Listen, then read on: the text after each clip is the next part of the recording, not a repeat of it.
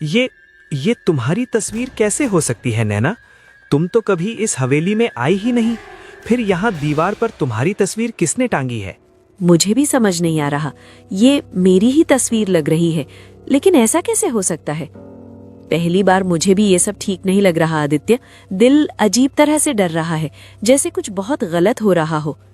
चलो अब एक पल भी यहाँ नहीं रुकते, जल्दी यहाँ से निकलते हैं। घबराहट में दोनों दौड़ते हुए हवेली के दरवाजे की ओर लपके। भारी दरवाजा जोर से धकेलते ही वे बाहर निकल आए। खुली हवा पाकर आदित्य ने राहत की सांस ली और पीछे मुड़कर नैना से कुछ कहने ही वाला था। नैना, ध्यान से। ये सब अचानक कैसे बदल गया? लेकिन आदित्य के होंठ ज्यों ही खुले, गला सूख गया। बाहर उसके साथ कोई नहीं था। नैना अभी यहीं थी, फिर वो कहाँ चली गई? और अभी तो यहाँ एक हवेली थी, वो भी न जाने कहाँ गायब हो गई। हे भगवान, मेरे साथ ये क्या हो रहा है? कुछ भी समझ में नहीं आ रहा। न रास्ता, न जगह, न लोग। उसने घबरा कर पीछे पलट कर देखा तो सांसें थम सी गईं।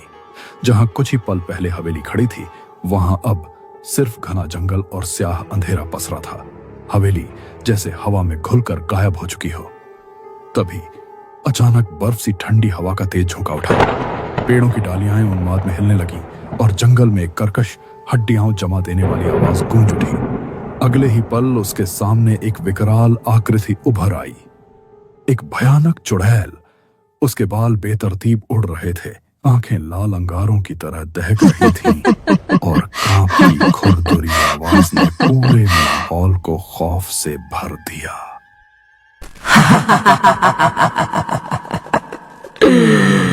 अब उसे ढूंढना बेकार है आदित्य।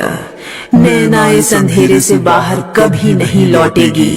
ये हवेली उन लोगों को खा जाती है जिनके दिल में लालच पलता है और जिनकी जिद दूसरों को धोखे में डाल देती है। वो यहाँ आई अपने फैसलों के साथ और यही उसकी आखिरी मंजिल बनी। जो इस रास्ते पर आता है वो कुछ न कुछ खोकर ही जाता है। कोई अपना चेहरा, कोई अपना सच और कोई अपनी सबसे प्यारी चीज। नैना कहाँ है? तुमने उसके साथ क्या किया? उसे मेरे सामने लाओ। वो जिंदा है ना? जिंदा? यहाँ जिंदगी और मौत का फर्क मिट जाता है। अब वो इस हवेली की सांसों में कैद है। तुम समझ गए ना आदित्य? तुम्हारे दिल में न लालच था न धोखा। तुम तो बस उसका साथ दे रहे थे, उसे सुरक्षित घर पहुंचाना चाहते थे। लेकिन वो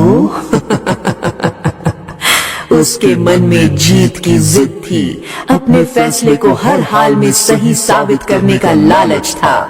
उसी जिद ने उसे यहाँ तक खींच लाया। ये हवेली उन्हीं को निगलती है जिनके इरादे अधूरे होते हैं और जिनके दिल में सच के बजाय धोखा पलता है। यहाँ आने वाला हर कोई अपने सच से भागता है और यही जगह उसके झूठ को उसकी कब्र बना देती है। और याद रखो आदित्य, जो एक बार इस हवेली की सांसों में उलझ गया, उसका नाम समय भी धीरे धीरे भूल जाता है। ये कहते ही वह चुड़ैल अंधेरी हवा में घुलकर गायब हो गई। आदित्य वहीं जड़ सा खड़ा रह गया, चारों ओर फैले रहस्यमय सन्नाटे और रात के गहरे गुप्त अंधेरे के बीच बिल्कुल अकेला। काश उस रात तुम मायके जाने की जिद ना करती नैना। काश मैंने तुम्हें और जोर से रोक लिया होता। थोड़ा सब्र किया होता तो शायद आज तुम मेरे साथ होती। धीरे धीरे आसमान में सुबह की पहली रोशनी फैलने लगी। जंगल की सन्नाटा टूटा और चिड़ियों की चहचहाहट गूंज उठी। मगर आदित्य के दिल पर उस रात की दहशत हमेशा के लिए अंकित हो चुकी थी, एक ऐसी सीख बनकर कि जिद और धोखे की राह का अंत सिर्फ तबाही ही होता है।